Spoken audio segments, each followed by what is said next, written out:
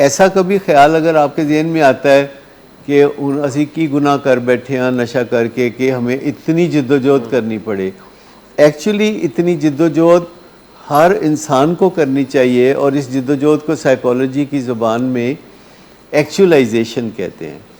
Actualisation انسان کی زندگی کا مقصد ہی یہ ہے کہ وہ ہوش سنبھالنے کے بعد اپنے آپ کو سنوارنے اور سدھارنے کی ذمہ داری اٹھائے، اور ہوش سنبھالنے سے پہلے اس کے والدین کی یہ ذمہ داری ہے کہ وہ اسے اچھی راہ پہ ڈالیں، وہ اس کو ایسے تجربات میں سے گزاریں چھوٹی عمر میں ہی کہ اس کا موڈ ذرا سی بات پر خراب نہ ہو، اس کو اتنی پریکٹس ہو محرومی سے ڈیل کرنے کے حوالے سے بھی کہ اگر کوئی چیز نہیں بھی ہے تو وہ اپنے موڈ کو سنبھال سکے، اور اگر کوئی چیز ہے تو اس کے اوپر وہ شکرانے کی کیفیت کو محسوس کر سکے۔ تو یہ کوئی ایسا ٹاسک نہیں ہے جو کہ نشے کے مریضوں کی جان کی مصیبت ہے، ویسے یہ ہر خوش نصیب آدمی کے لیے جو ریکوری کا تحفہ ہے وہ بہت زبردست تحفہ ہے، لیکن نشے کے مریضوں کے لیے تو جان بچانے کا نسخہ ہے، سمپلی جان بچانے کا نسخہ ہے۔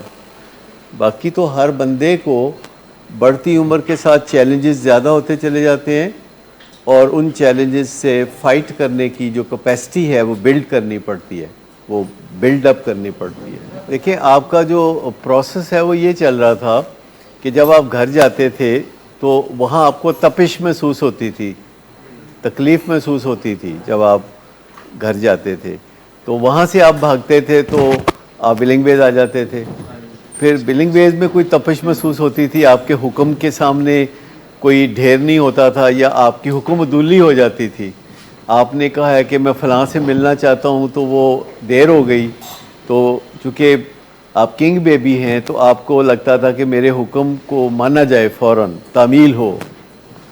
گھر جا کے بھی یہی مسئلہ تھا، تو پنگ پونگ سے بن گئے تھے۔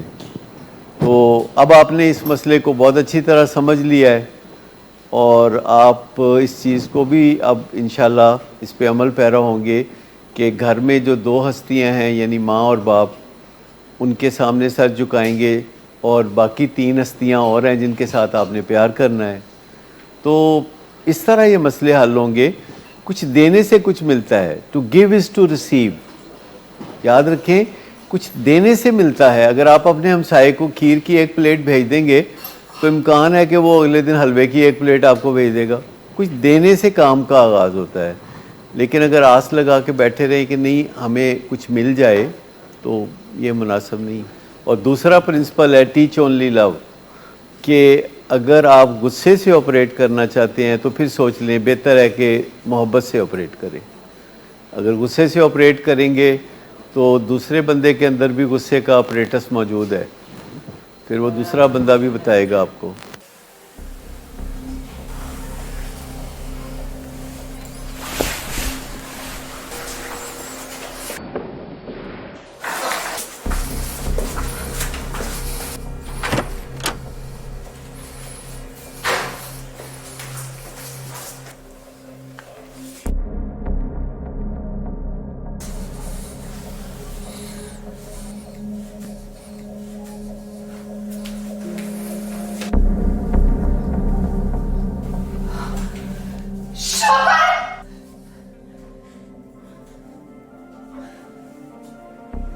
شراب نوشی کی وجہ کردار کی خرابی نہیں، موڈ کی خرابی ہے۔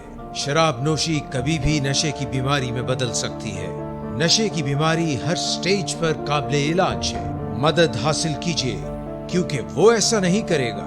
ولنگ ویز سے مدد حاصل کیجیے، کہیں سے بھی مدد حاصل کیجیے، لیکن فوری مدد حاصل کیجیے۔ جس معجزے کے انتظار میں آپ نے بہت دیر کر دی، اب وہ دستک دے رہا ہے۔